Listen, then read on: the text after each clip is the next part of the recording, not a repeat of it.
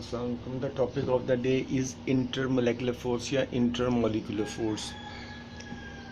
जब दो एटम आपस में मिलते हैं, for example hydrogen plus chlorine, hydrogen के वैलेंस शेल में 1 इलेक्ट्रॉन है, क्लोरीन के वैलेंस शेल में 7 इलेक्ट्रॉन है, तो ये आपस में बॉन्ड बनाते हैं। तो ये जो पहला बॉन्ड है, ये बॉन्ड कहलाता है कौन सा?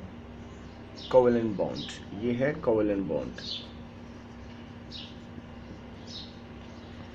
जब रिसर्च की गई तो एटम के दरमियान बॉन्ड के अलावा भी फोर्सेस, ये भी एक फोर्स है, बॉन्ड भी एक फोर्स होती है जो दो या दो से ज़्यादा एटम्स को आपस में जोड़ के रखती है। जब रिसर्च की गई तो देखा गया कि एटम के अलावा भी जो मॉलिक्यूल बनते हैं उनके दरमियान भी वीक फोर्सेस होती है, यानी ये जो मॉलिक्यूल हैं इनके दरमियान भी वीक फोर्सेस होती है। उन वीक फोर्सेस को इंटरमोलेकुलर फोर्स कहा जाता है, जो मॉलिक्यूल्स को आपस में बाइंड करती है या आपस में जोड़े रखती है। हम उसको देखते हैं कि वो इंटरमोलेकुलर फोर्स क्या होती है। ये बॉन्ड की निस्बत वीक फोर्स होती है। हम एग्जांपल लेते हैं हाइड्रोजन क्लोराइड की।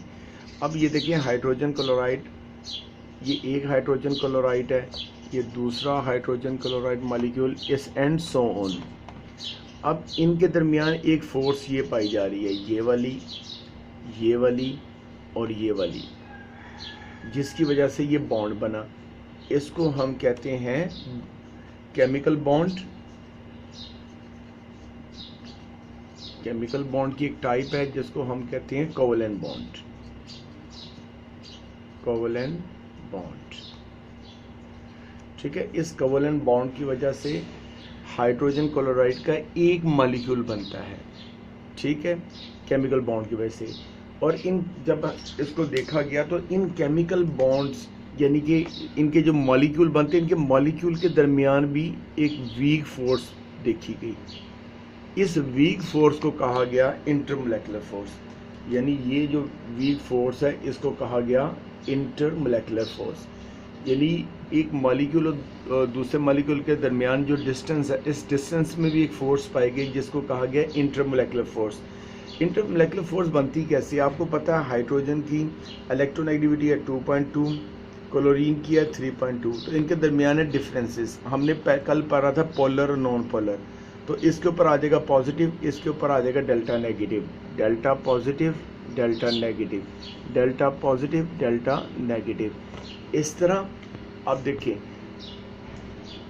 एक मॉलिक्यूल की टेल और दूसरे मॉलिक्यूल का हेड आपस में ऑपोजिट चार्ज के हैं। एक मॉलिक्यूल का हेड और दूसरे मॉलिक्यूल का टेल, ये टेल है ये हेड है, ये टेल है ये हेड है। अब देखिए हेड का चार्ज और है, टेल का चार्ज और है, तो इन्हीं ऑपोजिट चार्जेस की वजह से क्या बनता है? एक पोल बन जाता है और इन मॉलिक्यूल के दरमियान एक वीक फोर्स पाई जाती है जिसकी वजह से ये मॉलिक्यूल आपस में जुड़े रहते हैं। उस वीक फोर्स को कहते हैं इंटरमोलेकुलर फोर्स।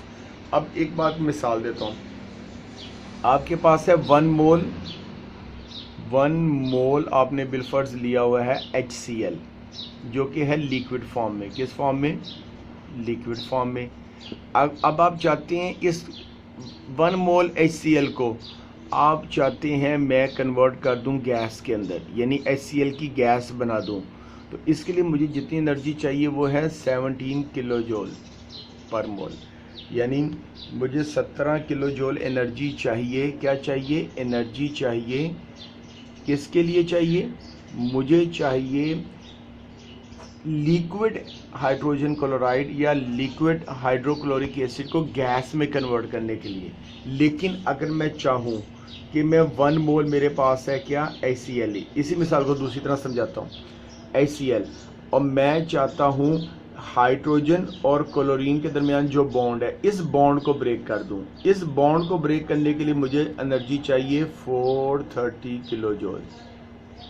इसका मतलब ये हुआ कि इंटरमोलेकुलर फोर्स कमज़ोर है, बॉन्ड की फोर्स स्ट्रॉन्ग है। अभी मैंने बताया था ये वीक फोर्स है। देखें 1 मोल ऑफ HCl लिक्विड को गैस में इसमें ये इसको ख़त्म करेंगे तो वो गैस में कन्वर्ट हो जाएगा, तो उसको कन्वर्ट करने के लिए सिर्फ 17 किलो जूल एनर्जी चाहिए।